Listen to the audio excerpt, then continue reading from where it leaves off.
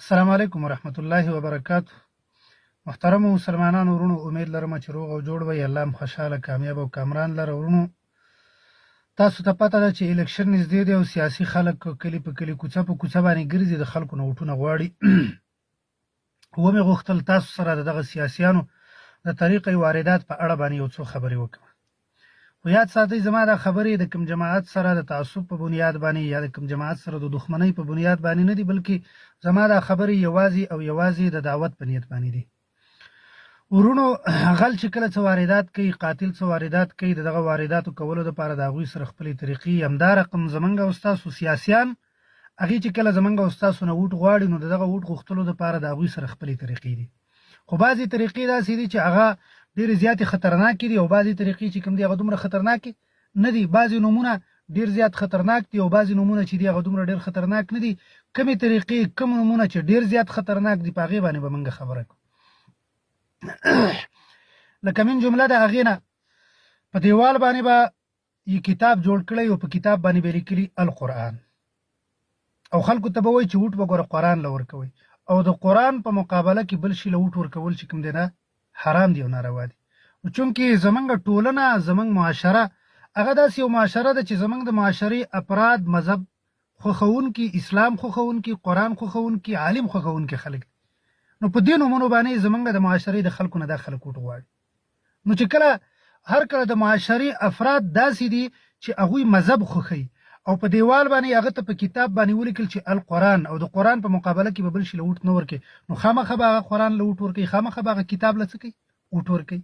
حالانکې دا مولان چې د دې کوم جمهوریت حصه ده او په دې کوم نظام کې دننه ناستې دي او ځان له رزق پیدا کوي، قرآن کریم د دې نظام رد کوي.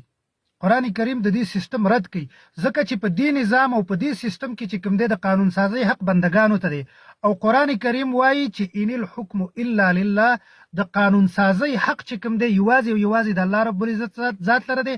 قانون ساز صرف او صرف الله رب العزت دی. نو دوی چې کوم کتاب خپله انتخابي نښه ګرځولې ده، دقه کتاب د دې سیستم او د دې نظام رد کوي. خو چاته پته نشته، د عوام غریبانان په دې باندې پوهېږي. مختصر دویم، د عالم په نوم باندې چې کوم دی، نو دا خلکو د خلکو نه ووټونه غواړي. ولې؟ ځکه چې زمونږ خلک د علماو سره مینه لري، عالم خوښوي، نو د عالم په نوم باندې به ووټ غواړي چې یاره عالم له ووټ ورکول په کار دی، د عالم په مقابله کې جاهل، فاسق، فاجر، ګرخریل له ووټ ورکول نه دي په کار. ولې؟ وایي ځکه چې عالم د پیغمبر وارث دی او ووټ د پیغمبر وارث له ورکول په کار دی.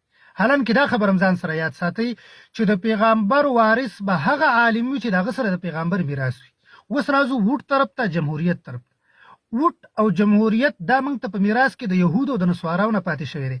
دا موږ ته په میراث کې د پیغمبر علیه الصلاة والسلام د دشمنانو نه پاتې شوی دی. نو ووټ ته د پیغمبر میراث ویل دا د پیغمبر علیه الصلاة والسلام ګستاخي کول دي. لہذا د پیغمبر وارث به هغه عالمي چې د چا سره د پیغمبر میراثي، او چې د چا سره د یهودو او د نصاراو میراثي، دا به د پیغمبر وارث نه وي، بلکې دا به د یهودو او د نصاراو وارثي. ښه، دغه رنګې کله کله به تاسو ته وایي ووټ چې کوم دی دا امانت دی، او په امانت کې خیانت کول چې کوم دی نو دا منافقت دی، او بیا په خپله چې اسمبلۍ ته لاړ شي دا منافقت به کوي. کله به زرداري له ووټ ورکوي او کله به چې کوم دی نو په اسمبلۍ کې چا له ورکوي، نواز شریف له ووټ ورکوي.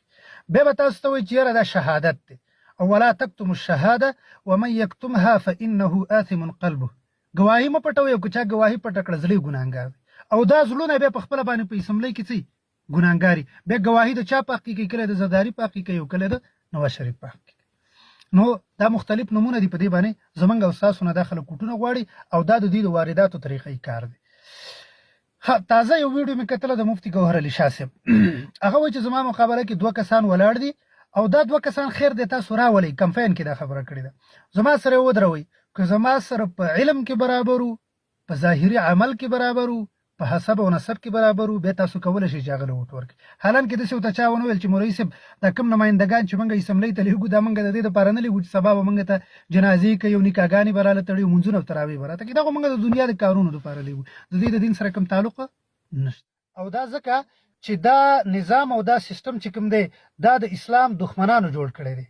دا د اسلام د خدمت د پاره نه دی، بلکې دا اسلام ته د لارې بندولو د پاره، اسلام د مخنیوي د پاره چې کوم دی هغوی د دې سیستم او د دې نظام وضع کړی ده، او دا یې په موږ او تاسو باندې مسلط کړی دی. اوس که یو سړی وایي چې یاره همیشه دپاره ستاسو نشانه تنقید چې کوم دی هغه مذهبي خلک دي، دا ولې؟ نو موږ وایو دا ځکه چې نقصان ټول مذهبي خلکو جوړ کړی دی. یو خو د دې مذهبي خلکو د وجې نه چې کوم دی عالم بدنام شو، جومات بدنام شو، مدرسه بدنامه شوله، خلک چې کوم دی خپل بچي مدارسو ته نه لېږي، خلک د علماو نه متنفره شو، خلک د مدارسو نه متنفره شو. ولې؟ ځکه چې د دوی د غلط کردار د وجې نه. نو په دغه بنیاد باندې بل دا چې دا دی علما، دا دی پویا، او سره د علم او سره د پوهې نه چې کوم دی دا خلکو د دې باطل نظام دپاره دلایل وایي د قرآن او د سنت نه، په قرآن او سنت کې تحریف کوي او راځي او په دې نظام او په دې سیستم باندې پټ کوي. نو په دغه بنیاد باندې په دغه وجه باندې چې کوم دی موږ د دې خلکو مخالفت کوو. او بل درېیمه وجه دا ده چې دې خلکو د اسلام اصل مخ هغه چې کوم دی مسخه کو، ځکه چې ویره اوټ عبادت دی، دې ته به اودس کې او دې ته به 2 رکعته مونځ کې او دغه رنګې مجاهد امیدوار چې کوم دی دا مجاهد دی او دا سیستم او دا نظام چې کوم دی نو دا جهاد دی. نو چې هر کله دی داسې خبرې کوي او د اسلام هغه اصل مخ هغه مسخه کوي او هغه د خلکو نه پټوي، نو موږ به خامخا چې کوم دی دا زمونږ فریضه جوړېږي چې موږ د دې څه وکړو، مخالفت وکړو. نو لہذا د دې خلکو په جالونو کې، د دې خلکو په چالونو کې چې کوم دی رانه شي، هوښیار او بیدار اوسئ. وما علینا الا البلاغ.